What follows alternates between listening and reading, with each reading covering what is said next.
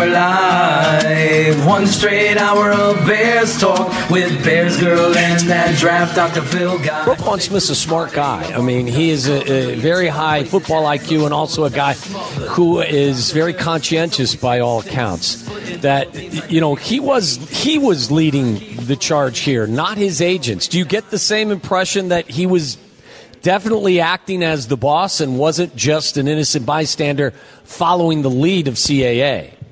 Well, I hope he was the boss. Let's not forget the agents work for the players, not the other way around. I get that agents usually have their other motives, and I do think maybe that was part of this in terms of finding a team that's kind of down and out of it, a team they could throw mud on, per se, a team they could take advantage of and really put a fight to. The Bears, they need wins. They've had a lot of changes.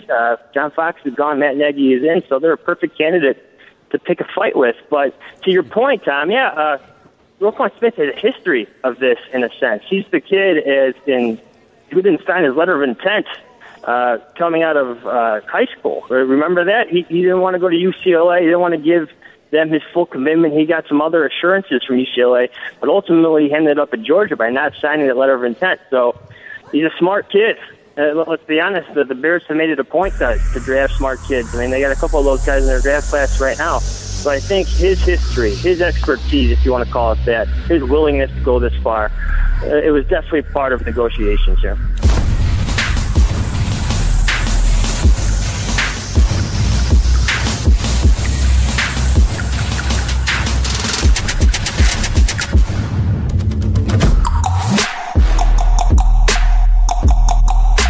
Cheers, Bears fans! This is Bears Hour Live with Draft Dr. Phil Latoshin, and you just heard ESPN 1000, the Swaddle and Sylvie show, talking with Adam Johns about the Roquan Smith signing. My name is Aldo Gandia. Phil has a very special guest with us. It's not Shayne Marsaw, who is also with us, but it is. I'll let Phil do the introduction. Phil, take it away. All right, Barflies, Bears fans, I got to tell you, we got a guy. Your favorite fantasy analyst's favorite fantasy analyst, the guy who informed the nation that the Green Bay Packers have had 25-plus years of Hall of Fame QB play and only 2 titles to show for it. You're talking to the Rolex wearing, diamond ring wearing, kid stealing, wheeling dealing, limousine riding, jet flying, son of a gun, and I'm having a hard time holding these alligators down. Woo! From the NFL Network, and can be found all over the social media, giving you the freshest fantasy tips and good morning football on Saturdays. My boy, our boy, Bears Barroom's boy, Adam Rank's in the house tonight. What an introduction! Wow, I don't know how I can live up to that. I almost left. I'm like, I'm not gonna be able to follow this introduction. I don't want to go. Like, there's nowhere I can go but down. People are like, for anybody who's never heard me before, like, this guy must be amazing. And then, like, 5 minutes in, they'll be like, this guy's not that great. He's kind of like, Packers running backs. Like, they're there, but they're not really that good. You know what I'm saying? Absolutely. Well, I know when someone comes back to the show as a guest and is that type of family member, they deserve a song or an intro like that. And I haven't had time to write a rank song, but I am in the process. But I had to shout you out. I know the smartest man is fired up because you didn't follow him back on Twitter yet, and he had to come in the show again. Yeah, I was supposed to be the big guest tonight, and then I got bumped by Adam Rank. Oh, my gosh, I feel terrible. Terrible. Like when Freddie Prinze comes in as a 19-year-old and bumps the guest on the Tonight Show. I don't know. I was watching that CNN special last night, so forgive me. But, yeah, I'm sorry if I'm bumping guests. I don't want to give you the Matt Damon treatment or anything like that. I'm sure there's enough. No, there's enough room on panel here to we can all work in. Hey, we're all here for Roquan. We're all here for Roquan. Especially since you're talking about working in. I mean, Swaggy, Nagy, and Ryan Pace reeled in the legendary position. Roquan Smith's in the house. Adam, this offseason has been tremendous, as you talked about on the prior show with us. But the Roquan index meter was so high, it was causing a shadow all over Hallis. Now that he's in, what are you feeling? Are you as fired up as we are? Oh, absolutely. This is one of those things that, as wonderful as the off season was, and it was great. We brought in Allen Robinson, Trey Burton, Taylor Gabriel, and brought in a coaching staff that's actually going to bring in an offense that is suited to play football in 2018, not 1908. It's really something special. And so then, the way the draft picks are done, or the way that the salaries are slotted now, there should be no holdouts. Like, unless you're the Chargers, like that seems perfect. Like, the Chargers have their holdout with Joey Bosa, but I draw a very interesting parallel. It's like, listen, this guy is coming into a team that's already pretty good on defense. He's not coming in to be the absolute savior. He's coming in to be a piece of a defense that can be very good. So I appreciate what he went through, and it wasn't something that I was upset about, but it was just like, let's say you're out at, like, it's St. Patrick's Day. You're waiting for your friend to get there. It's 4 p.m. We all left work early. We're waiting for one of our friends to get there. The NCAA games are on. We're like, buddy, what are you doing? He's like, no. I got to stay in the office a little bit longer. I got to clear up some details. And so it's a bummer for a couple of hours as we're waiting for him to get there. But once he's there, we don't care about what just happened. We're worried about what's in the here and now. And I think in the here and now, the Bears have a very good player, and people ask me, how good is this guy? How good can he be? And I say, look, if this had been a different type of draft year, instead of 3 or 4 high-quality quarterbacks available in this draft and Josh Allen, if there was a year like that where you just had, you had one quarterback, let's just say it was Baker, let's say it was Nick Chubb, Chubb, and then any other year, this guy would have been a top 3 pick. So I think that the fact that he fell to us where he did, it's fortunate, and we're going to look back. It's one of these things that we're going to look back 10 years from now and be like, how did this guy fall to us? Like, the Bills drafted Josh Allen, or Denzel Ward was drafted ahead? Like, it's going to be baffling to a lot of people, but I think we have an absolute stud. Yeah, Adam, I mean, you look at it, the guy is playing the position where the Hall of Famer just walked into the hall, carrying on the tradition of linebackers in Chicago. And you're a fantasy guy, and a lot of times people's eyes fall into fantasy guys and they don't really respect the football acumen. As you know, I'm going to say it for the T-shirts, I don't blow smoke, and I will not with Adam Rank. Rank knows his football. So when you look at the other side of the football, when people forget, fantasy football also incorporates defense and defensive philosophy and how this is going. This was a top 10 defense last year, Adam. How much in your mind does getting Roquan in camp, not stressing out the new head coach, mean to Vic Fangio and company tonight? I think it is a sigh of relief. It is just one last detail that you have to have. You're waiting for your. You moved into a new place. You made sure the check cleared on the security deposit. Now you're all ready to roll. You can start putting things in the cabinet and get your house in order, which is exactly what the Bears are going to be able to do. Like, that kind of business, that's out the window. And I think a lot of people right now, there's a little bit of anxiety, because I know that a lot of people, the offense hasn't gone out and scored 50 points a game like they were expecting in the first preseason attempt, which really, the Hall of Fame game was nice, but last week was really the first preseason game. So it's nice to have all those ducks in a row and to have this thing ready to go. And I think Vic Fangio, one of the things that was attractive with him, we talk about Bears legacies. and all the great players who have played for the Bears at the position, including Brian Urlacher. And I don't mean to get on a tangent, and I don't want to get sidetracked, but I did. It was kind of funny as I was mentioning something with a coworker of mine who was a Packers fan, and he was like, "Oh yeah," and we were talking about linebackers and legacies. And he got a little bit of wind in his jaw and started being like, Clay Matthews. I'm like, listen, wait, hold on. Oh, boy. I want you to hold the phone because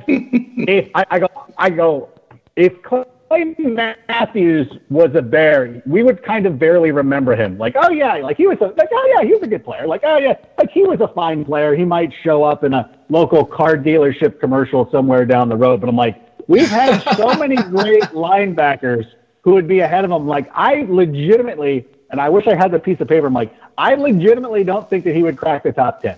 I mean, you just with the Hall of Famers alone, like, he's not cracking those. Like, is he better than Wilbur Marshall? Of course not. Like, there's a lot. Is he better than Lance Briggs? Of course not. Like, there's, like, top 12 might be generous. So wow. I don't want Packers fans to get all serious. Like, hey, us too. Like, listen. You guys had your quarterbacks. Like, I will concede that you've done pretty well for yourself quarterback-wise, but don't ever come after us with the running back position. Don't ever come after us with the linebacker position. And I know, Ray Nipsky, shut up with your Ray Nipsky. I don't want to hear that. Was the 60s. The 60s. That's 20 years before my birth, so I don't even want to hear it. Poor but I think, I'm sorry. I don't mean to listen, and I don't mean that in a bad way. I'm just trying to say, but you talk about the history and the legacies of Bear linebackers, and it's pretty extensive. But you also got to remember too, when Fangio was in San Francisco, he did a really nice job with his linebackers. I think one of the reasons why the Bears honed in on him, and they could have gone. There's a couple other spots they could have traded down. There were some other guys they could have looked at. They could have addressed the safety position, which I don't think they needed to do. But I know a lot of mock drafts had Minkah Fitzpatrick falling in there, which I was kind of like, he's nice. I think that we've got some underrated safeties. But I think with Fangio staying and being a part of the team, looking at Roquan Smith and knowing what he can do with guys who are perceived, he's not, but he's perceived as undersized, which he makes up for with his speed. I think he's going to find some nice ways to use this guy. It might not be week one. It might not be the first couple of weeks, but at some point, something's going to click, and you're going to be watching and be like, who was that? And it's going to be Roquan. And I don't know if it's going to be, knocking around Aaron Rodgers and his balsa wood collarbones or whatever it's going to be, but it's going to be something special. Adam, you talk about Fangio in San Francisco, and I think you brought up the perfect part of all this. We've heard all preseason long and really all off season, what's Ryan Pace going to do for the pass rush? And we just upgraded there today. I mean, Fangio loves to send his middle linebackers, and we know how the depth concerns that Chicago has had over the years with injuries.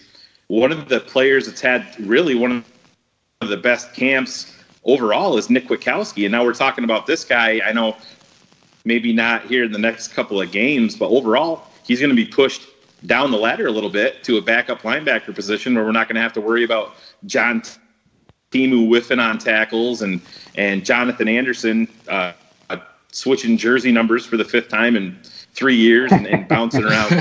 But, our pass rush got better, our depth got better, and it's a really, by one signing today, it's just improved the ball club in three different areas that I think are huge for this team.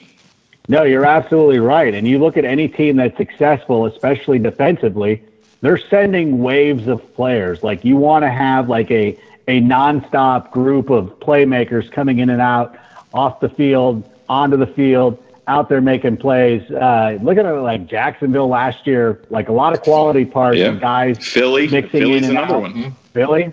Yeah, Philly did that really well too. And I think that not only with getting Roquan in, I think finding other players.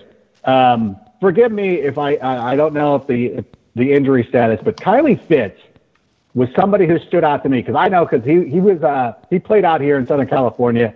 He played for Redlands, one of the elite teams. He was going to be a recruit of USC, and things didn't work out, and he went to Utah He went to Utah, and he battled through some injuries like that. But I look at somebody like that, and just being able to deploy a person like that. He doesn't need to come out and be a 19 sack a year guy, but he needs to come in and just be a menace every once in a while. I think we saw that in the Hall of Fame game, where it's like he's just in the backfield, like he's blowing up plays before they get started. And I don't care if he ends up being a Pro Bowler or not, but if you do that enough and you make that kind of impact on a weekly basis, I think that again is also as huge as signing a guy like Roquan Smith. I think you got to throw a guy like Isaiah Irving in there also. He's a guy I think has made some strides. He's got to stay healthy, but he's, second year in the system. I think transforming his body a little bit. He's bulked up, and he's another guy that made some plays in the Hall of Fame game. And you can never have enough pass rushers, as you said, talking about Jacksonville and Philly. You want to attack in waves, and if these guys can take those steps, Chicago may have something there. And let's not forget Leonard Floyd, who I totally put the spotlight on him and Kevin White, Adam, against the Bengals, because I wanted to see. I mean, these two first-round picks have been much maligned, and rightfully so, for injuries and injury concerns. And you wanted to see these players take a step. So when you looked at Leonard Floyd, I'll answer that, and then I'm going to talk to you about Kevin White. You look at Leonard Floyd, I mean, to me, I wanted to see exactly what he did. If he's going to go up against a tight end, he better beat the tight end. He does. He forces an errant pass that Kyle Fuller steps in front of and takes it to the house. Then again, he's using counter moves and getting to the quarterback on the inside. He gets doubled. He gets pushed down, but he disrupted the pocket and did exactly what he's supposed to do against the offensive tackle. That's not just him stunting at him. It's him being man-on-man and winning those. Those are the steps I want to see, and I've been very critical of Leonard Floyd, and in watching the Bengals game, he was, especially watching it back, he was tremendous. So hopefully he builds off of that. But Adam, the elephant in the room, Kevin White, I mean, me and Shayne talked about it was a mortal sin, a mortal football sin to not play that kid in the Hall of Fame game. We were ridiculed by some meatballs out there. We wanted to see what this guy could do in live game reps because he's shown absolutely zero. What's his fantasy outlook? Is he a possibility to be cut, Adam, in your mind? And what are you seeing out of his play right now? Yeah, it's really amazing to me for somebody who has missed so much time that I thought, probably with a lot of us, thought that having that extra Hall of Fame game, you're like, cool, we'll get a chance to see players like Kevin White who really need to go out there and kind of show something. Like you really need to prove yourself. Like it's one of those things. And I know fantasy wise, like it's a joke. Like people won't even talk about it. Like I will literally, not figuratively, literally block people. But hey, do you think nope, done, you're gone. No. And it's not, I try not to be too critical. Maybe because it hurts me too much. And maybe because when the draft was there, I was out at Grant Park. I was at the draft. I was at the auxiliary thing with the teams, just kind of milling around. I had already shot most of my stuff. And if the guy might even be listening. I was standing behind some Bears fan who was adamant. He's like, they got to take Vic Beasley. Got to take Vic Beasley. I'm overhearing a conversation, but I just got to jump in. I'm like, yeah. I go, you think they should go defense? And this guy was just so heated about how much better Vic Beasley would have been with this team. And I go, yeah. I always get, and for me, I'm like, I always get worried too about these receivers that like you went to West Virginia, so you were going to a middling. No offense, I don't mean this in a bad way, but you're going to a middling Big 12 school. And you only really flash in your senior season when your quarterback is having a Heisman campaign. Like that kind of stuff always concerns me. Like what happened? What was going on? So I was kind of with him. But again, like this was 1 year off of Odell Beckham Jr. So there was still like a lot of people being like, oh, but no, man, like no, this guy's as good as Odell. And you're like, that's not really accurate. Like Odell was a high profile prospect who went to an SEC school who only his coach was the one who could keep him from being a Heisman Trophy type of player at LSU. Like Les Miles he was the ultimate shutdown coach. Like we have shutdown cornerbacks. Les Miles. Listen, and I don't mean to get off track here. No, Les Miles.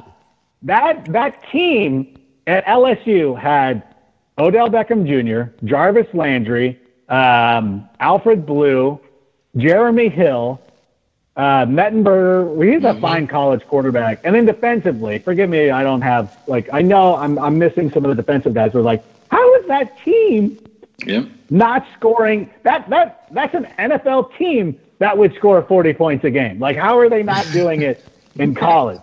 So I think a lot of people were excited, because they were like, because then that was the year where now every receiver was going to be Odell Beckham Jr. Right. And he was going to have 1,300 yards and 12 touchdowns. And you're like, oh boy. So now we're in a position right now where you look at Kevin White, and he's our version of every team has one of these guys where you're like, hey, maybe this is the year that this guy breaks through. Maybe this is the year Tavon Austin has a month. No, at some point you just got to be like, it's not happening. We all had a friend in college or whatever who you always want to hang out with, and you have a good, you go out, you have a good time, but he always flakes on you. And at some point you're like, you know what? Mark's never showing up. No matter how badly we want him, no matter how great he is at trivia night, the dude knows music frontwards and backwards, and we will sweep that category if you're here. But at some point, you're like, the guy never shows up. And it's just I'm just going to count on you not being there. And that's just kind of the way that I've approached Kevin White. At some point, I'm like, unless we're into week 12, and you got 1,000 yards, then I will be like, okay, I've come around on this. But I don't want to see, even if I see a play. If I see a play, I'm like, I'm not doing it. I'm not buying in. And the great part of it is that we don't need him to come through. I mean, this team had so much depth brought in that Cameron Meredith was even expendable. Where you're like, we'll be okay. So you look at the great, you look at Allen Robinson and Taylor Gabriel and obviously Anthony Miller. That's the one, the fantasy dorks are all over Anthony Miller. That's the one where everybody's looking at and they're like, dude, we got to have this guy in. This is, he's going to be drafted in the 9th round, which is great. It seems like night and day where they're like, there wasn't a Bears receiver drafted last year at all. And now we're talking about a rookie drafted in the 3rd round? Was it 3rd or 2nd? Forgive me. 2nd. But, this guy, 2nd round. So forgive me. In the NFL draft. I thought you were talking about your draft. I'm sorry. No. So how high is he going? You're saying 9th round in the draft, Miller? People are getting crazy. Yeah. Because that's the funny thing with those things where people, a lot of the fantasy analysts always talk about average draft position and blah. And you're like, bro, it just takes one person in your league to ruin that for you. I'm going to wait on him. I'm going to wait on this. I'm like, you know what? You have to know the people that you're with. Because my league of record, which is the guys who I grew up with, I've known these dudes since elementary school. And there's 3 of us. Now, there's 3 of us who are from Chicago. I'm from Schaumburg. These 2 twins are from Aurora. No, I forgot. Naperville. And then their dad's from Aurora. But anyway, so it's any sort of Bears prospect is going to be on our radar where it's Anthony, we're going to end up one of the brothers will end up drafting him in the 5th, something crazy. But he's the one who's getting a lot of buzz and nobody wants any part of Kevin White. It's another, it's just another Nicolas Cage movie. You're nope, do not want. No, thank you. Hey, Adam, to stay on the offensive side of the ball, I think the underrated things that hasn't been talked about. And I mean, if we're talking about NFL training camp, preseason in Chicago, we're talking about our best offensive linemen switching positions. It seems like year after year after year. They did it with Kyle Long. Bring in Josh Sitton. We're switching out Cody Whitehair. And now we see this battle that's ensuing with James Daniels and Eric Cush, and they're even throwing Earl Watford's name out there as having a chance. What is your take on how this is all going to unfold on the interior of this line, and do you have a preference of how you'd like to see it? Yeah, I know. It's been a little disheartening. I think, though, mostly what you want to see out of the offensive line is that just be healthy. I think that's been the biggest thing that's cast a shadow over them over the last couple of years, because the guys are good. They're good players, but their availability is really what's costing them. Hopefully Kyle Long will be able to play. It was tough having Sitton come in, and the talented guy. I mean, obviously we saw him play for the Packers for so long, but just wasn't able to stay healthy for us. And that's the one thing, is you just want some consistency, because this offensive line does have the ability to be one of the better ones. At least I feel like they're already top 15. They could be a top 10 offensive line as long as they get the consistency, they know their roles. You just don't want to start moving people all around the play. It's cool to find some flexibility, and somebody needs to make a spot start here or there. But I think the biggest key for this, and we could talk about whatever combination it is, if guys are not healthy, it's not going to work out. Now, the good news is I think that with the offense that they're running, they're going to be able to mask some of those problems early on, because guys are going to be – there's so many different ways this offense can attack you. So I'm really encouraged about that. And I apologize, because I know I'm going to have to bounce here in a moment. But I do want to make one point. The one thing that I was looking at, because I know I've talked about this at great length, and I know this kind of picked up some steam with the comparison of the Rams and the Bears. Like, this is a very similar type situation. We get rid of the old school coach, bring in the young guy with a lot of energy and a lot of great ideas, and this is going to turn the offense around. And now people are kind of panicking, like, oh my God, we're not scoring like 50. You're like, look, last year, the Rams' first preseason game against the Dallas Cowboys was out here at the Memorial Coliseum. They scored 13 points. Okay, they scored 24 in their second one, and Jared Goff had a better game and threw for 160 yards. Then they scored 20, and then they scored, I think it was 19. Mm-hmm. So I understand that point-wise, people can be a little bit panicky. Listen, like, Nagy knows what he's doing. I feel better about this than I did, obviously, when Trestman was the coach, obviously when Fox was the coach, even with Gase as the offensive coordinator. I'm pretty confident that we're going to see a better performance just starting in week 2 of the preseason. So I would like to tell people to calm down. And that is all. Relax. I didn't want to curse. I didn't know. Don't even go to the relax. Don't even. Yeah, don't even go there. Trying to be cool, or shut up, Roger. I've had enough. That was a piss poor comment, Shayne. That's why Adam won't follow me. See, I'm the lone guy. Is there one person I'm not following? I'm very I'm gonna DM you. I'll DM Shayne, the smartest man in the bar room. He's going to have to wait a few weeks until he takes off his cheese. Relax, everybody. Why don't you go take your Lambo leap? Ridiculous is what we talk about on this show. And Adam, you have been so generous with your time. We don't want to keep you, because we know, and we have to congratulate you on your beautiful addition to the Rank Tank family. Adam, from Bears Barroom, myself and Shayne and Aldo, I just want to congratulate you on the birth of your son. Barflies, retweet the show, give Adam a shout out. I mean, I know what it's like to have 2 of those at a time, Adam. So one at a time. I'm going to come over and help you change some diapers when I see you at some point. But all the best to you coming on. We got to have, obviously, we're going to have you on again during the season.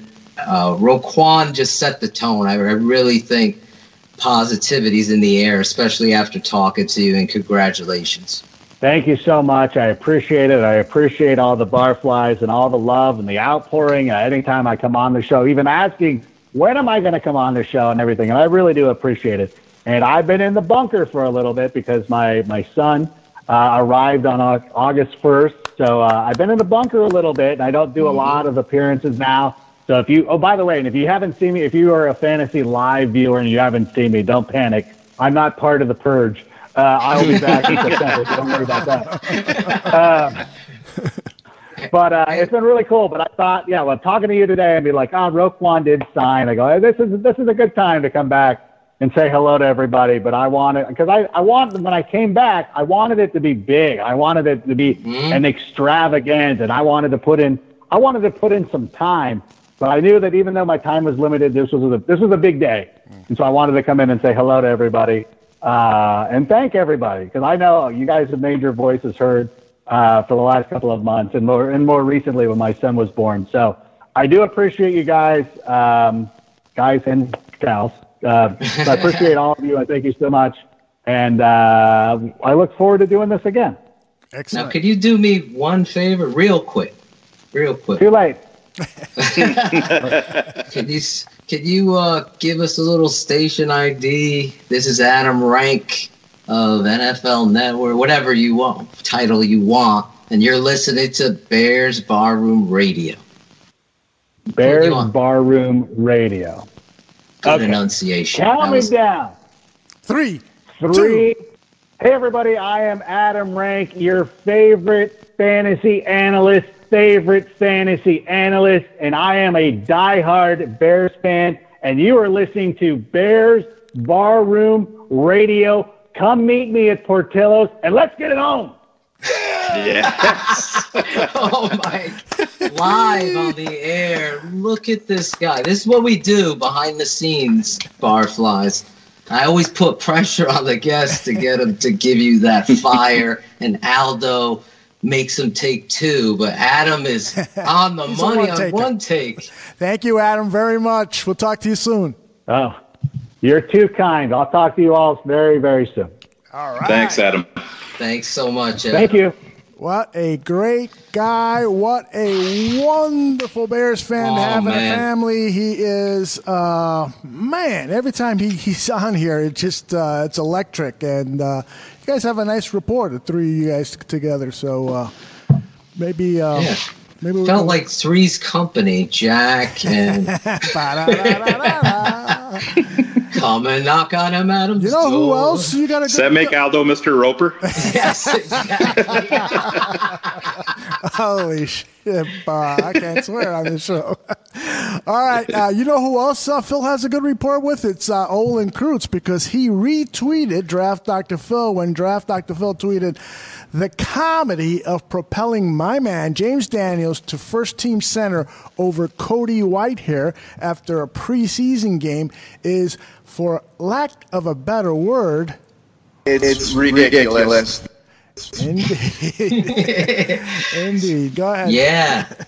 I got to speak on this because I've got a lot of DMs and people like drawing a line in the sand and all this other garbage. I mean, I've said this so many times on the show, Aldo, that this young center, Cody Whitehair, is the epitome of what you're looking for in a center. And when Harry Houston came in here to assess the talent that was here, if you bring this kind of coach and he's assessing talent, he's going to make the right choice. And he pillar-pieced what everybody's contradicting on Twitter and these bloggers.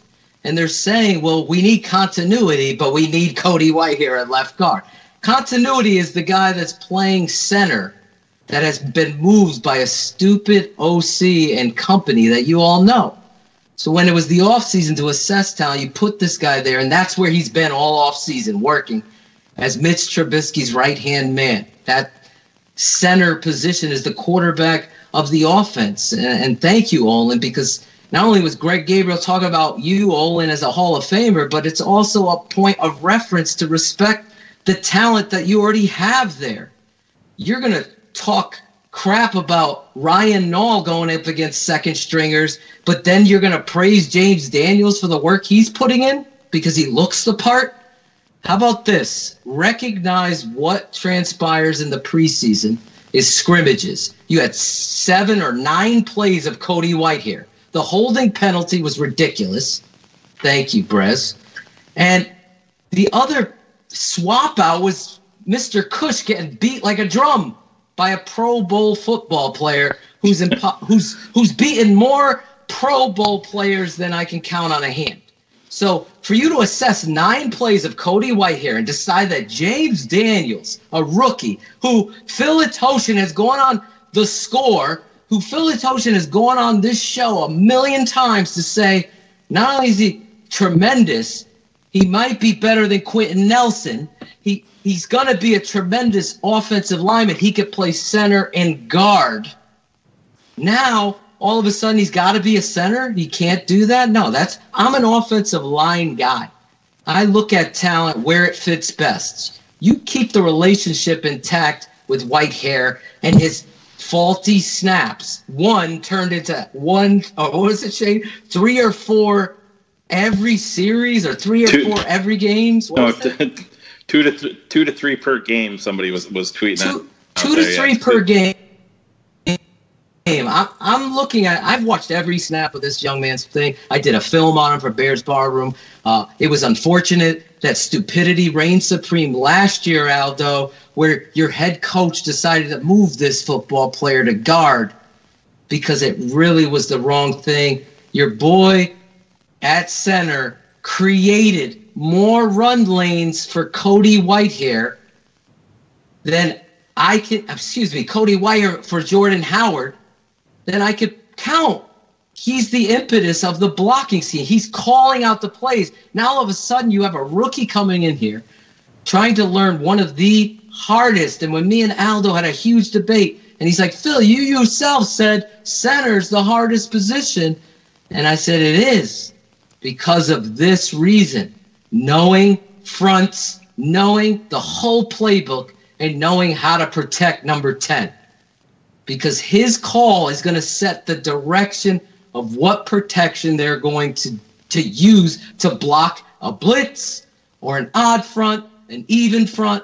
How is it going to be blocked? And you transitioning a 20-year-old football player who I love. The sky is the limit for this kid as a football player in the NFL. And who knows, 2 years down the road, he might be your center.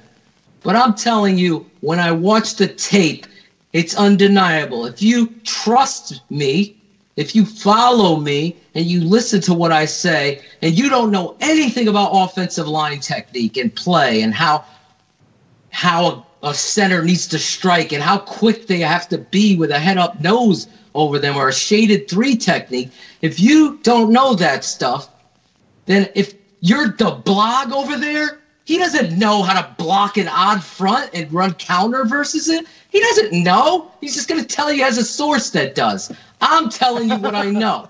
And what I know is the stability of your center. And thank you, Olin Kreutz, who would he have a fear whatsoever to say, Doc, you don't know what the heck you're talking about. I'm sure he wouldn't use heck. He kicked your ass. Exactly. So guys, if that doesn't double down, Shayne, I'm sorry, and then you come in and finish it, then I don't know what to tell you. Because Cody Whitehair is the top 3 player on this football team. Mark it, use one of BG's highlighters, highlight it, and underline it twice. Because that's your center. And if James Daniels beats him out, then we are a blessed football team. Because the only way Harry would do that, because he does not like rookies, guys.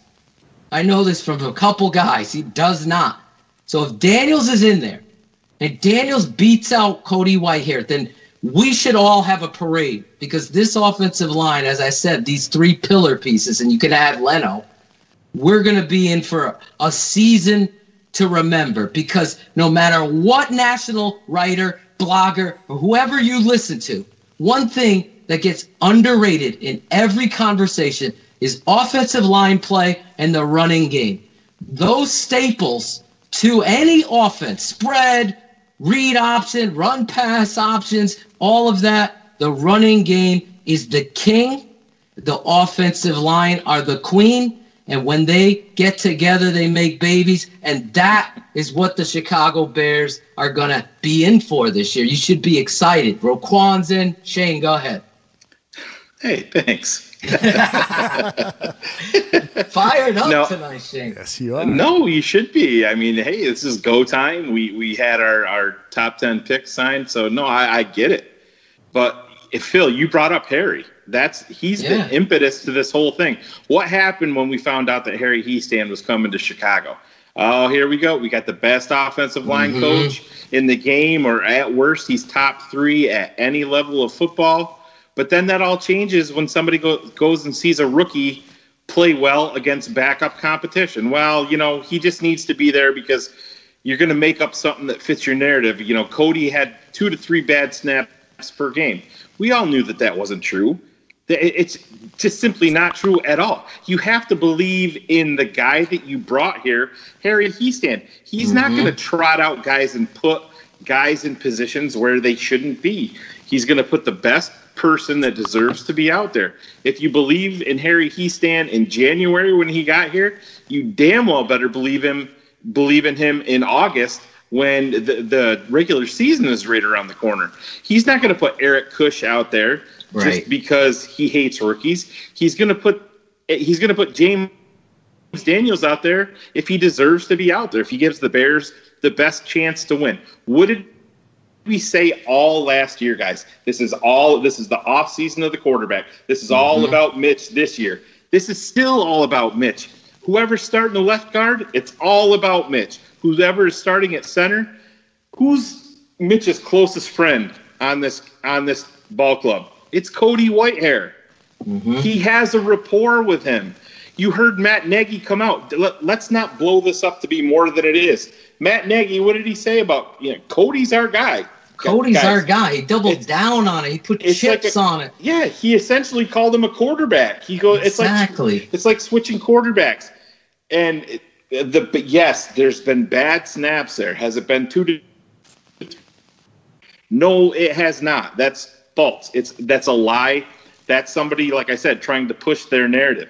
But to Phil's point, if James Daniels goes out and earns a spot on along this starting, we should all be happy. Eric Kush is a guy that's in the spotlight and was, when he was with the Rams and has his tank tops and all that, so people love him. He lifts weights. None of that matters. Eric Kush has also been a backup offensive lineman for most of his career. James Daniels was drafted 35th overall? 35th overall for a reason. He's gonna play on this offensive line at some point sooner rather than later. The Bears have big plans for him. If he starts out at left guard, so be it.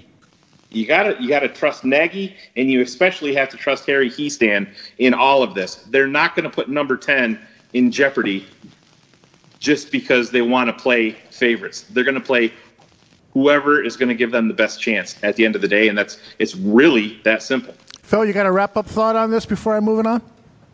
No, I think we hammered that home. I think you recognize me and Shayne are only step for step because we are speaking our truths. I don't know how we have to go over this, and I think Daniels is destined to be something special, and if it's going to be this year, I think it's clear that he's going to learn at left guard and push Kush. I know that rhymes, so we might have a song, Aldo, coming. All right, I want to go back to Shayne to get his thoughts on Ryan Nall. Shayne was unable to be with us this weekend when we did the special 100 Proof interview with Ryan Nall. Danny Shimon was a part of that. And so I want to ask Shayne, were you more surprised to learn that Danny Shimon has doubts whether Ryan Nall can be a starting feature type back in the NFL and that he's more suited for fullback, or that Ryan Nall uses highlighters just like Bears Girl? Well, I was definitely more surprised with Danny's take on it. I mean, Ryan Nall is a guy that we all talked about back, the Bears showed early interest in him during the draft process. We covered him, as a potential late round UDFA guy.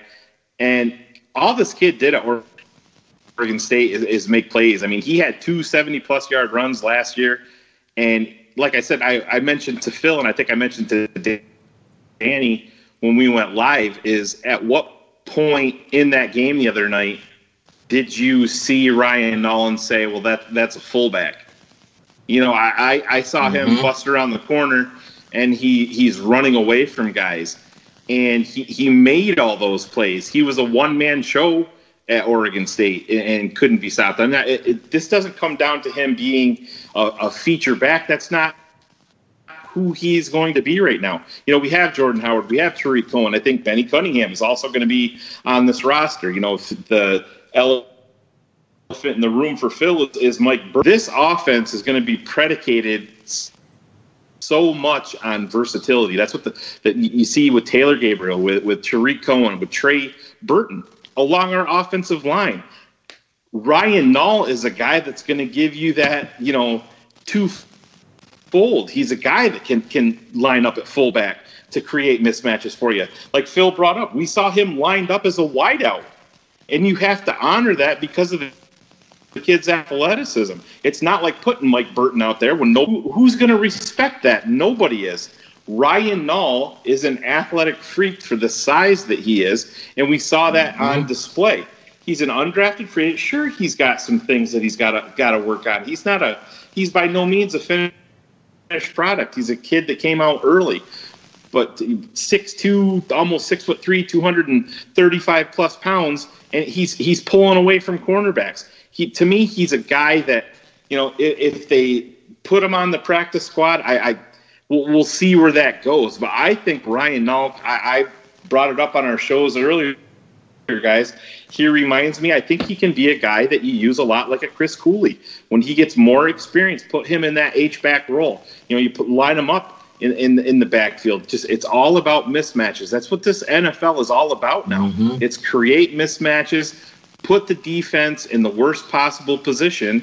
Don't let the defense dictate who plays, Dowell. We're going to put all these guys out there. We're going to put Ryan Nall out there in the same backfield with Jordan Howard. You have that thunder package. Where are you going to go?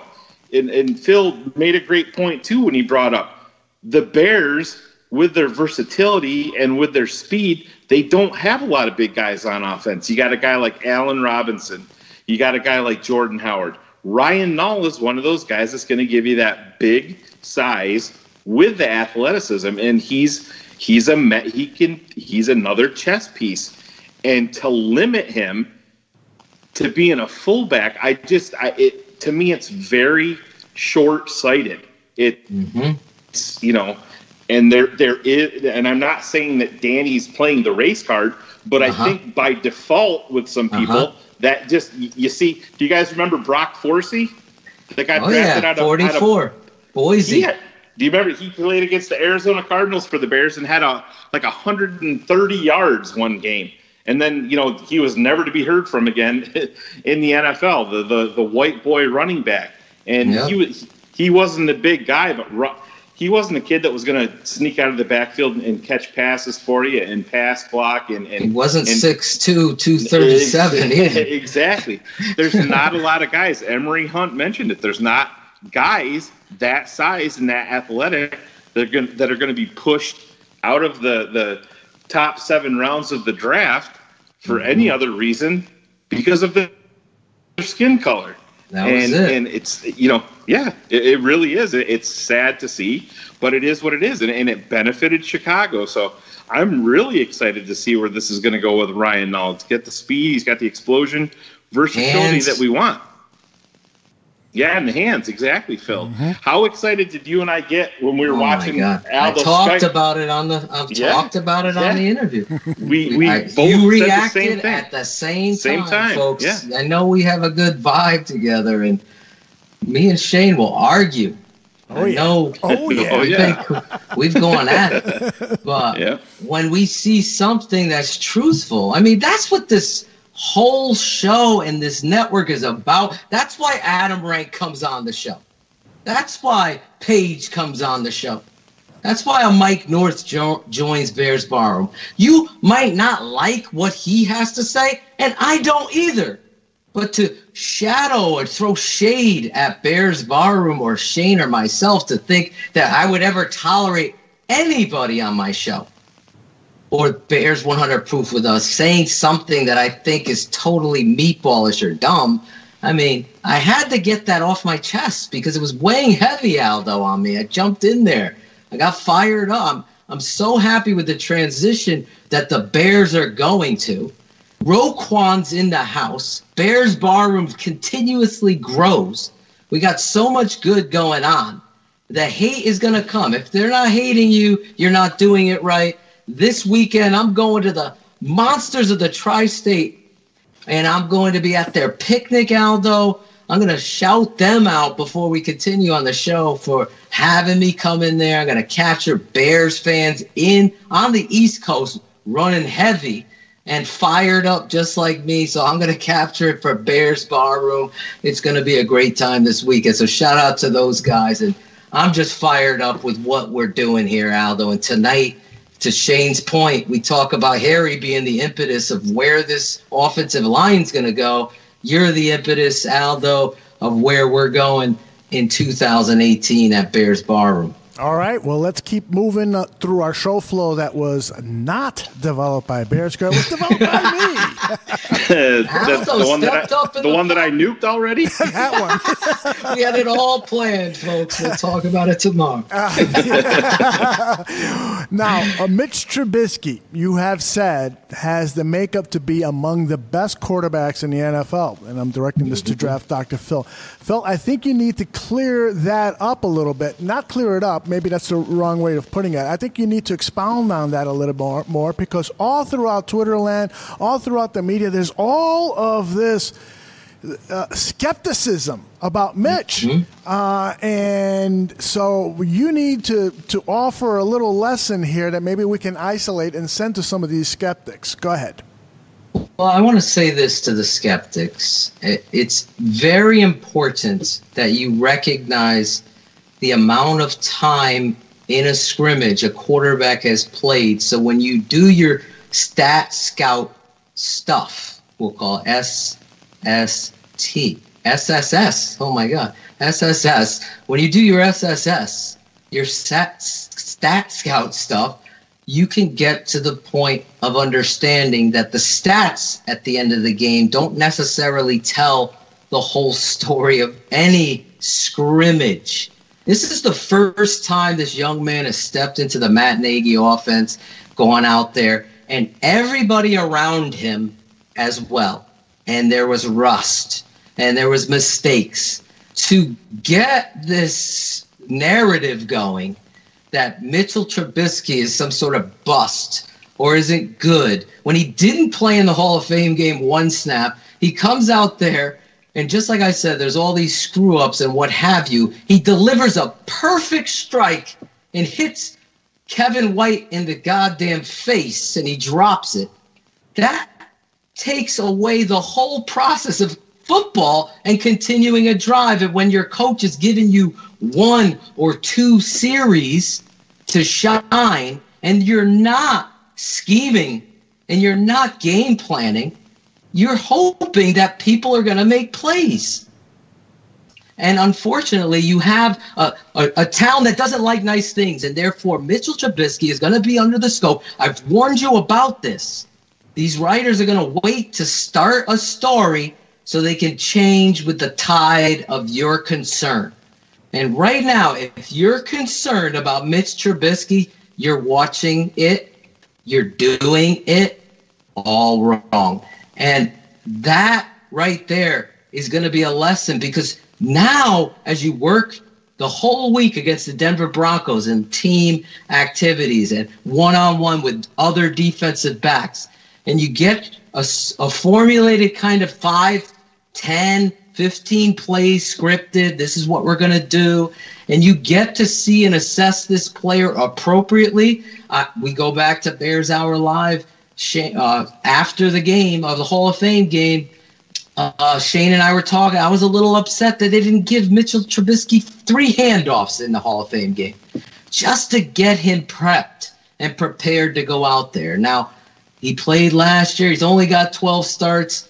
To Shayne's always the smartest man in the room's point, he's played in 46 games or 36 games in his career, whatever it is, Shayne. And he has 31. Experience. 31. He went a little bit heavy there, but it's all good. I'm here to correct Nathan Vasher. Nathan Vasher amount of games who won the poll of who wore it best for the Bears. Games that this guy's played in college. Now he's in the pros, 12 under his belt with a dummy. Now he's got a whole new offense. You heard Ryan Nall talk about the playbook, Aldo, how thick it was, like an Encyclopedia Britannica, how thick it was on pages turning, not just on the computer, having to learn it. So let's tap the brakes on criticism of Mitch Trubisky after 2 series and the sloppiness of the first game, and let's see how this proceeds. There's 3 more of these. I love this guy's potential. I love what I saw in a rinky-dink, as Adam Rank talked about at the top of the show, in a dumbed-down offense with a dumb offensive coordinator. This is the time now to assess him moving forward, and I think people are going to get shut up again, just like I told you about Amos, just like I told you about Cameron Meredith, just like I told you about Jordan Howe. Tape doesn't lie, Aldo. Tape doesn't lie. Mitch Trubisky, Mike North, is going to make you cry in tears because you're not going to be right about this guy. He's going to take on this role where a town loves to hate you, and he's going to overcome the odds and fit this offense perfectly. Hey, Phil, you're talking about Mike North crying, and just before we get off this quarterback issue, I listened to Aldo and North talk, and he was. I'm not comparing the attributes of the players, but I think people get so caught up in saying that Mitch, like you said, had the 13 starts in college. Well, at the same time, he appeared in 31 games in college, and Mike North brought up that Carson Wentz was a 4-year starter, which he wasn't a 4-year starter. He started 3 years. In his 3rd year, he ended up getting hurt. But at the end of the day, it's not even really about the starts. You're talking about, Carson Wentz completed 392 passes. He attempted 612. Mitch Trubisky completed 386 passes and attempted 592. So you're talking about, what is that, 18, 20 extra passes that Carson Wentz threw in college than Mitch Trubisky did, who only started 13 career games at North Carolina. And I know people like to refer back to Bill Parcells saying that, a quarterback needs to start at least, 31 games and that stuff gets that. Yes, that's fabulous, and that's a great thing to have, but Mitch gets cast aside a little bit by only when you're just earmarking him with those 13 career starts. He's thrown just as many balls as Carson Wentz. And I mean, was he as productive in college numbers wise? We have so many stat scouts out there. Wentz threw for 5,115 yards, 45 touchdowns, 15 interceptions in college. Mitch threw for 4,762 yards in college, 41 touchdowns, 10 interceptions. You can see these numbers are right on par. You see, the Wentz is a bigger player. He's extremely mobile for his size, but you see these type of things. Both of these guys were number 2 overall picks, and to get over the 13 career starts in college. He's got just as much game experience as Carson Wentz did the year before. You saw a huge jump in year 2 for Carson Wentz. It was his 2nd year in the same offense. Mitch doesn't have that luxury, but there's a lot of similarities along the way with these two. And, we'll see where it goes. Mitch has a lot more at his disposal, but when somebody comes up to you and says, "Oh, you only started 13 games in college," cast that aside. It doesn't matter. He's got just as many pass attempts as Wentz did in college, and that's really what you should focus on. I'm collecting some really great comments for the end of the show from the folks at the chat room, but I want to interject right here because I got Greg Bragg saying, my favorite is how hard everyone is over-analyzing Mitch Trubisky this preseason, yet no one seemed to notice or care about Mike Glennon throwing dog shit all summer. Exactly. And Trey adds to that, man, if anyone would have remotely judged Glennon like how they judged Trubisky, there's no way that Glennon would have been the starting quarterback. And Isaiah Robles adds the capper to this thought. Glennon makes my mouth throw up. How true is ridiculous of them. All right, I want to move to the topic of Adrian Amos. He had a missed tackle. I think it was in the first or second series of that game against the Bengals. It was a bad missed tackle. And then the Adrian Amos critics came out and, talking about these backup safeties are going to take his job and that Adrian Amos shouldn't be re-signed to a big contract and that Adrian Amos's time with the Bears is coming to an end soon. So, Draft Dr. Phil, I got to ask you, is this Adrian Amos missed tackle a sign of bad things to come, or, again, are people just overreacting? Oh, my God. This is like every year we got to go through the overreaction. Bears fans overreact? What? Bears fans overreact? Kidding me?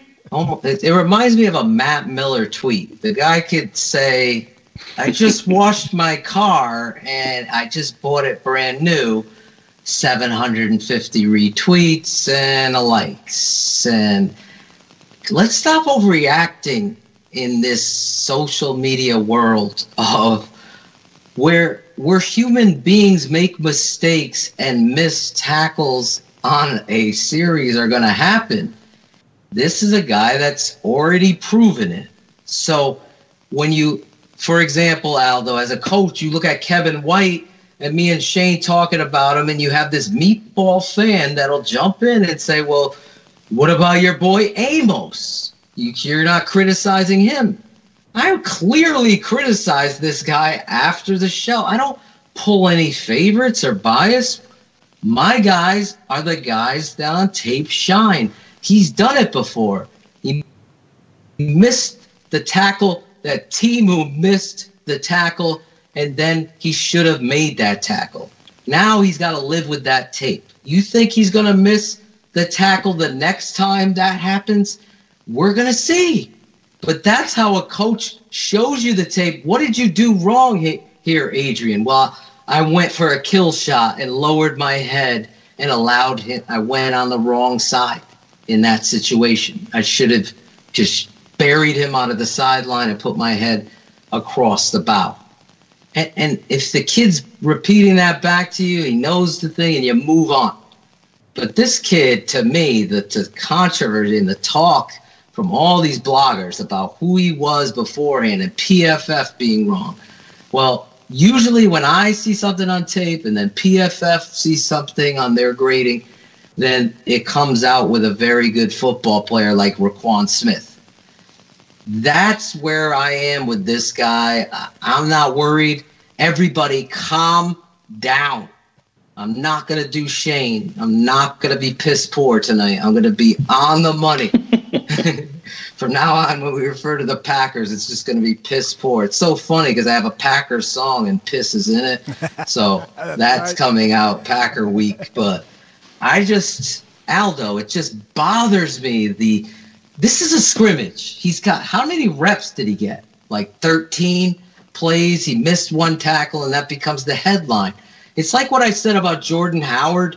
He dropped that late, 7 milliseconds late pass to him behind him at the goal line, getting hammered by a safety, and he cost the Bears the game to the nation because it became a highlight on ESPN and everybody talked about it. It was an easy claptrap. You know what a claptrap is? It's when all the women get up like the Rockettes and they start kicking. Everybody, you watch, everybody's forced to clap. That's what these writers do. This play happened. We don't look at the tape. We're just going to make it into a story. And there's Jordan Howard's narrative. Here's Amos's narrative, the preseason missed tackle on Mixon, who's a big human being and a great running back, that kid, who had so many off the field problems. He would have been a first-round running back. That's not an easy tackle, to say the slightest. He's got to make it. But worry? Are you kidding me? Watch this week who's flying up on a Bronco and putting him on his ass. Watch Phil, 38. Aldo did not know you were going there with Claptrap. I'll be the first to tell you that. He thought it was something totally different. Thank you. All right, let's. You got anything to add on Adrian, Shayne, before we move on? No, there's so many ups and downs. I look back to when they traded Brandon Marshall and they let Martellus Bennett go, and he goes to New England and wins the Super Bowl, and people are like, see, Marty went to New England, won a title. Should have never let him go. Chicago is just crazy, and there's so many ups and downs with it, and these guys aren't robots. They're gonna make plays. They're gonna miss plays. But I will be completely honest. At the same time, I love Adrian Amos. I love him as a player. I'm not going to be 100% surprised. There's a big seed of doubt in the back of my head that he's going to be extended in Chicago. Aldo, I think you brought it up a couple of shows ago. You hear things that they're high on this guy, and they're throwing a lot of bodies at the position. It's just I don't know how that is. Can I sit here and say that Adrian Amos is going to be locked up long term? I can't. I think if they sign anybody long term, they're going to invest in the defensive lineman Eddie Goldman there to lock him up. I mean, yes, they can easily do both of them, but there is a big seed of doubt if they're going to extend him when it comes to me in Chicago. Yeah. Not saying that he's improved every single year. He has, and I like Adrian's game. That doesn't mean that Ryan Pace and that Vic Fangio and Ed Donatel feel that way. We'll see how that unfolds. You know who's going to decide? I'm not going to be Adrian Amos. Yeah, exactly. Yeah, that's his play is going to decide. Yeah, and that is fine. That's up to Adrian. We had him on the show. He knows. Yeah, and he could do it. And let's see him do it. But to bury this, there's so many hot takes out there. Absolutely. That it is, I respect a lot of football people out there, and I've met a lot of people through Twitter as well. But it is night and day. I'm talking night and day opposite from what you see a blogger who's talking about how much money he gets paid versus a football guy talking about Adrian Amos's importance as well as Eddie Goldman's. It is night and day. So when you listen to this show and this radio and this podcast and you say, well, I don't know, they take shots. We have a whistleblower's mentality here that we are going to only speak the truth of our tape, our analysis, our opinion, and the people we respect's opinion. Am I going to agree with everything? No. But I'm certainly not going to shut up about it on a show, no matter who's on it. And Aldo could testify that. Free reign, no matter what guests we have. Every guest has been stupendous coming on Bears Barroom and bringing their truths and the stories and every fact that they could bring. I can't think of a guest that bombed. I really can't. And that's a testament to where we're going now and why it's so important that we have this to help educate the Bear fan fanatic, the guy that loves this game and knows the game better than every person he knows. He wants to hear this. I wanted something like this when I was with Shayne back in dial-up days. I wanted somebody talking about Bears when I'm driving in my car and I got to hear about the freaking Yankees or the Patriot. I want to hear Bears talk. Exactly. So even though I don't agree with it, I want to hear guys that know it and it's not dull and have guests and personalities and music. And I'm so proud of this. I'm sorry, folks. I'm fired up tonight because I feel like the piece, the linchpin in the Bears defense is coming. Imagine, Shayne said this. Shayne, I think after the post-game show when we were getting fired up with Roquan, could you imagine if Trubisky held out, where that team would be and where this franchise would be? It was a great point because Trubisky's a quarterback. But right now, this guy's the quarterback of your defense. And really, how he goes out there. Let me tell you something. John Timu is like Miss Pac-Man compared to the speed of somebody else like a Roquan Smith being in the middle. It's just going to be that much greater at that position. And he pushes everybody. Shayne, you brought up Kwiatkowski. He's no slump. He showed me a lot in that game. So this is awesome for Bears fans, and I'm fired up tonight, Aldo. Hey, Aldo, before you move off of Amos, just to kind of wrap up a bow on that, and Phil's talking about the outside influence, and you got to bring the social media aspect into this, and I think where all of us get in trouble, the news cycle is so fast and so furious, and everybody's a scout, and everybody thinks they know better than this guy or this blog or that blog, or this guy is verified so he knows better than this guy. You see on social media more times than not, if you're a Bears fan or whatever team you root for, they have a preconceived notion of Adrian Amos, and they want him to fail, exactly, so they can be right. Can you imagine? This is what separates what we're doing. Phil and I and Aldo. Hold on. That was so well done, sir. We're not the smartest. Ashley's right. We are our number. We're not sitting here and watching tape and investing time and money into this by watching guys because we want to be right.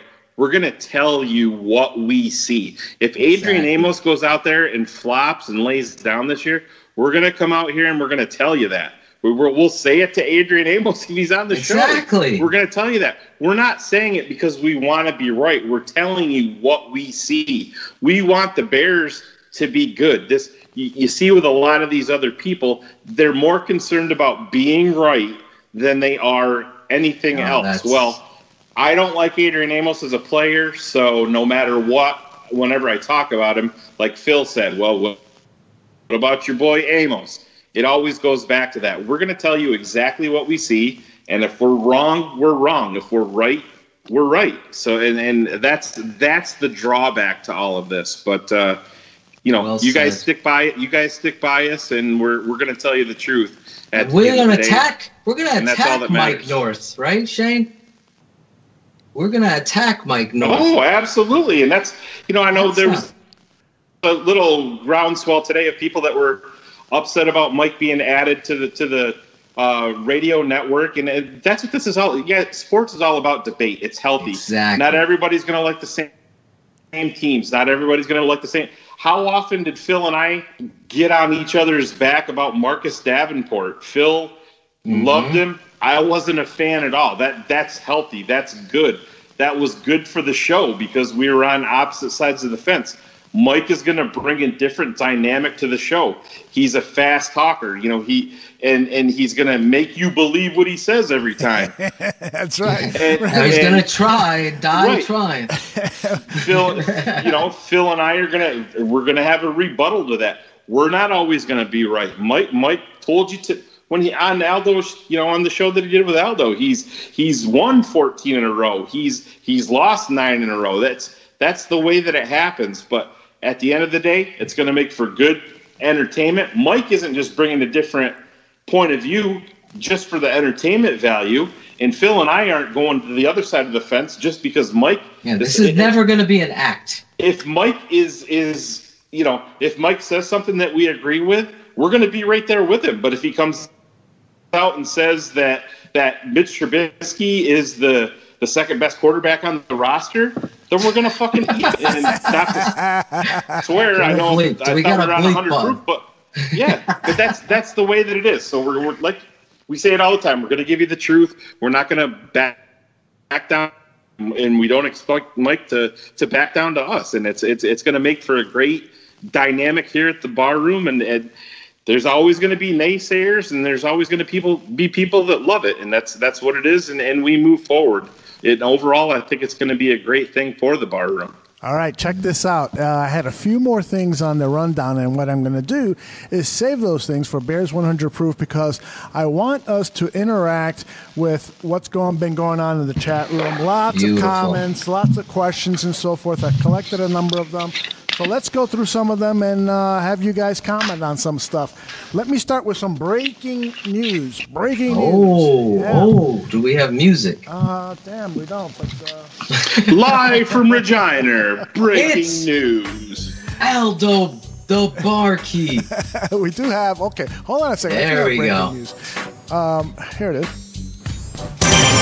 We interrupt this programming to bring you breaking news. Bears Ballroom's 100 Proof breaking news. And this is courtesy of a number of people, but I think it was Jose Scar Morales who broke it first in the chat room, and that is that the Bears have announced rookie Roquan Smith will be available to the media tomorrow morning from Hallis Hall. So that's very interesting. He will be at Hallis Hall. I'm assuming that right after that press conference, he's going to join his teammates on the plane to Denver and suit up and start practicing with the team. So I'm going to begin by asking each of you this question. What question would you ask Roquan Smith at the press conference if the damn Bears would give us media credentials? Phil, let me begin with you. I'm not going to take the easy way. I mean, Roquan, how frustrating were you dealing with your agent and the Bears to get this done? How much frustration was inside of you to get this deal done, and how much of an influence was your voice in it? That would be my question to him. Excellent question. Shayne, what do you got? I would ask him if he thought this entire CAA process and stance was for Roquan Smith, or was it for CAA's, 2019 agents, 2020 agents? And how much did the Jalen Ramsey and Dante Fowler suspensions today play into this deal getting done? Because each of these guys have guaranteed money that's in play that Jacksonville can go after. I think it's $6 million for Jalen Ramsey for him getting suspended that Jacksonville can go after. How much of that factored in? And was this about Roquan or was this about CAA? And me looking at it the way that I've understood it, this wasn't about Roquan Smith. This was about CAA. And that's not good for the Chicago Bears at the end of the day. I love Roquan Smith on this team, but if Roquan Smith's not on this team, I'm still a Chicago Bears fan, first and foremost. That's a long-ass question to him. Yeah. Well, I just bumped Larry Mayer asking him about, how does it feel to be playing for the, Chicago Bears at the middle linebacker position? All right. If some barfly could put in the chat, Aldo, exactly Larry's Mayer's question, I got an authentic orange Jay Cutler jersey. If they get it right. I love it. Oh, how exciting is that? The Poobah in the chat room has a question for Roquan Smith, and it is, have you ever been caught in a Vietnamese claptrap? And Air says that Roquan will probably say, I'm just here so I don't get fined. I hope not. And I wonder if Dead Air Jer has a question for Roquan Smith. Dead Air, are you there? Yeah, I'm right here. You guys can hear how hype I am. This has been one of the happiest days of my life. I mean, I haven't been this happy since Crystal Gale did a free concert at the local Bojangles down in Southwest Indiana. It was crazy. Bojangles. I was watching my WrestleMania 2 VCR tape when my flip phone started going off today. They said Roquan finally signed, and like I said, you can hear it in my voice. I'm just excited. I'm so hyped. Let's get crazy, y'all. Justin in the chat room has a question for Roquan, and it is, what size jacket will you be needing for your induction into the Hall of Fame? I love it. Very well done. Okay, Harp 4803, at the very beginning of the show, he wrote, Roquan will be Lambo ready on week 1. He has no doubt about that. Do you, Draft Dr. Phil, do you doubt that Roquan can be ready to assume the starting linebacker job at Lambeau Field week 1? I'm not concerned at all. I'm with him 100%. Looking at this young man's tape, the instincts are off the charts. The speed, agility, and physicality are there as well. So getting in the playbook, you can have that at home. I hope, and that would probably be my second question I would ask him. How much of the playbook have you been involved with and get that out of him? Because if he hasn't, the Bears have dropped the ball like Dead Air Jair's boy, Benny Fowler. Because I'm telling you right now, he better be all caught up, because if he's moving fast and knows this system, Aldo, and believe me, they have 3 more games, so much time to get him caught up that I am not afraid whatsoever about it. I like that answer. Shane, you want to add anything to that? This is the year we had the 5 preseason games, and if you're going to trim it down to a regular preseason, yes, he missed all of the training camp. He still got 3 preseason games. I mean, it's probably unlikely he's going to. I would say he's going to suit up. One of the preseason game is what, Saturdays? Yeah, so maybe Saturday. He might be able to go in and get a few reps there, because they're not playing. I was thinking they're playing on Thursday this week, but 3 preseason games. I think absolutely he's going to be ready to go, and the instincts is the big thing. Mm-hmm. He's had that playbook since he got drafted. He lost the first one. They gave him a backup, and he's back in it. So. If it's me, I mean, you get him ready to go, and I'm throwing the kid out there day one. You go do what we drafted you to do. Exactly. I'm not sitting him on the bench. You go play. You go do what you do, and just wreck people. That's what I'm. This isn't Fox anymore, right, Shane? Right. Yeah. Exactly. This is about getting the best on the field, no matter where they were drafted and what they were drafted. Let's face it. You heard Adam rank at the top of the show, Barflies. All of you know. We all assessed it. You've been following us. If you haven't and you're new here, welcome to the family. But I'm going to tell you right now, as Shane Rank said, this guy could have been the top 3 pick in this draft because of those instincts and the innate ability to make plays in the backfield, fast and furious. The defensive blitz schemes that you can divvy up with him are going to affect the pass rush. And really, this chess piece, I tried to just calm myself because I was getting so tired of it. And it just miraculously, Chachi, of all people, popped up on my screen as I'm driving to the dentist tonight to get my teeth cleaned. We got Roquan. And then Adam DM'd me and Shane's texted, and it was just a totally different feeling, and one that's righteous and rightfully so to Bears fans. I think you're going to see him possibly with Shane get a couple reps. Why not? A.M. Littlefield thinks he'll make his debut at the first preseason game in Chicago for PR purposes. I don't know, A.M. I think that the best thing for Roquan Smith is if he makes his debut on the road, because I think he's going to get a few moves from some Chicago fans out there who are just not, it left a bad taste, this holdout. But Aldo, do you forgive him? Do I forgive him? Hell yeah, I forgive him. I see these meatballers like F him. Yeah, that's not right. Come on, this is a business. He's got to look out for himself. And we don't know. We're not privy to all the negotiations. We've been going back and forth today. What's that guy? That reporter that wears that man bun? I forgot his name.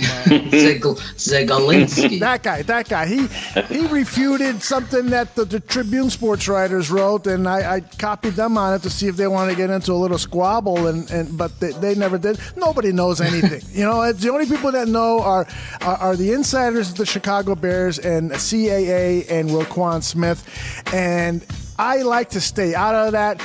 When I grew up 100 years ago, you would never ask a person how much money they make. It was impolite. And frankly, I don't give a crap how much money these players make. I hope they make as much as possible. They're the ones out there risking their lives. All I want to see is winning football in Chicago. That's it. Let's win some games and let's move on. Back when we were talking about James Daniels and Cody Whitehair, Bears fan Dan said, I agree with Phil that Whitehead at center, but there have been a plethora of high snaps. Plethora, how about that word? You can't pretend that isn't reality. There isn't reality in plethora. You know what a plethora is? A plethora of DVDs Shayne has of the Chicago Bears. That's a plethora. This guy has had a snap that was bad. What, it was his first game when he was at center, remember? Panic that week. And then he got it back. It's a rhythm thing. It really is. And when you're going through the process, sometimes they're going to be bad. Shayne, I remember Hall of Fame candidate Olin Kreutz could not do the shotgun snap. It was to the point where Dave Wanstead, maybe you could pull audio of it, because I remember hearing it on the Score one of these. He was saying Ron Turner and him were being criticized because they don't go into the shotgun enough. And he was saying, well, Olin has a little trouble with it. And all Olin needed was reps with it. Olin will tell you the same thing. It's like riding a bike. As soon as you get it and you're consistent with it, it's fine. To panic over this stuff, a plethora, is an exaggeration. I would say it's not even a concern for me, because mistakes are going to happen in scrimmages. Let's get them out now. So when the actual games go, it doesn't happen. And I'll tell you this, guys. I'll be the first one to tell you if I was concerned about it, 1. 2, if it was a continuous problem going forward in actual games that matter, then we'll be concerned about it. But let's not even worry ourselves with it. They're on top of it. They know it's there. Okay. Okay, moving forward, I've got B. Diddy offering a really interesting thought here. He says that I think Cush might force Nagy to put Whitehair at guard and put Daniels at center. And I gotta say, B. Diddy comes up with a very interesting thought, because if you're gonna put players at their best positions, maybe that's correct. Maybe Whitehair. Maybe Whitehair does deserve it. Did you not listen to the damn show? I did listen to it, but it's an interesting thought nonetheless. It's like Diddy's going to Colorado with Kush, because it's not listening to what I'm telling you. The foundation of a relationship, center and quarterback, has been established. If you can't hear the head coach, please, Aldo, I beg you. I tweeted it out. I did all the work for you, okay? That audio tomorrow could be on 100 proof. I think the head coach is directly pointing at David Hall and saying, David, this is our center. Write about a competition at left guard all you want, but Cody is our guy. Do I have to make it clear? And he's not saying it with a lisp or a groan like a John Fox, okay? This isn't a lie. He really means it. God. Trey Busy followed that up by saying Geno Atkins put Eric Kush away like the groceries. He's done that to a lot of guys. Yes, he has. Ace Daniels has been listening to Bears Barroom for the last 6 months, but this was the first time he joined us live in the chat room. And he says he's going to be here every Monday night now. And I'm glad that he is, because he offered a lot of great thoughts, comments, questions. He pointed out to us, let's not worry too much about preseason. Let's remember the 0-16 Browns won all 4 preseason games, and the 85 Bears lost all preseason games. How true is that? He also ran on to write later in the show, Eddie Jackson is a perfect compliment to Adrian Amos, just like Cohen is a great compliment to Howard, and that is 100. Truer words were never written. Double A. Hey, Aldo. Yes, sir? I'm going to admit something. Uh-oh. I am a nerd. I'm a football nerd when it comes to the tape and coaching and knowing that I know what I'm talking about. I'm not afraid to step down and put my voice and tweet to it. This is what I love. Fans like Ace throwing the ace down and winning the hand right there. Proud of this guy. I had to give him a shout out. Ace just wrote, Phil is the Bears fan inside me that I'm too afraid to show the world. I love it. Tweet that out. I will. Double Aaron from Chicago says that Phil is right. Chicago doesn't allow anyone to get high on players unless they are linebackers. How true is that? It is true. It is true. Isaiah Robles says that Claptrap should be a new Phil song. It's got some possibilities. Google Claptrap, people. Oh, boy. Unless you're at work. Yeah. And then let's finish our comments with this one from Jose Scar Morales. He is telling everyone that the Monsters of the Tri-State Barbecue is going to be lit. Oh, I'm coming in there. Guns a-blazing, Bears Barroom. I wish I had some swag to give away. I'll send you some stickers. I'll send you some stickers. It all happened so quick, Aldo. You know, these guys, I've known them for years. I've let them down. I wanted to get out to the game. That's something. I got 4 kids, Aldo. Mm-hmm. You know how that is. Heck yeah, I know how that is. I got 4 kids scattered across the United States. Exactly. Things happen. I think they're mine. I don't know. So now I'm going, no matter what. I'm hitting the Jersey Turnpike. I'm going up, meeting these peeps. I'm so fired up. It's going to be a great time with the Bears Barroom and the Mott's, we call them. The Mott's. I can't wait to see your live reports from there. I am going to be at my fantasy football draft representing Bears Barroom next Saturday, and then I've got a special dinner function that night, so we can't go live, but we're hoping to have a live show on Sunday to talk about the Bears-Denver Broncos game. We will be back on Wednesday with Bears 100 Proof. We will also have the debut of Mike North's show, the Mike North Advantage. That's on Friday. We've got tons of stuff coming up, and I'm so happy that you guys are letting everybody know, giving us good reviews on iTunes, and the swag shop. I promise you, the swag shop is going to be opening up very, very soon. Bears Girl was showing me some tremendous stuff. You guys are going to get great values. I actually told her today, lower the prices on everything. I want people to buy tons of stuff. Volume over margin is what I told her. And she did that, and we are Jordy Nelson jerseys half off, Bears fans. And we're developing a special Bear Ball Washer t-shirt that I think you guys are going to love.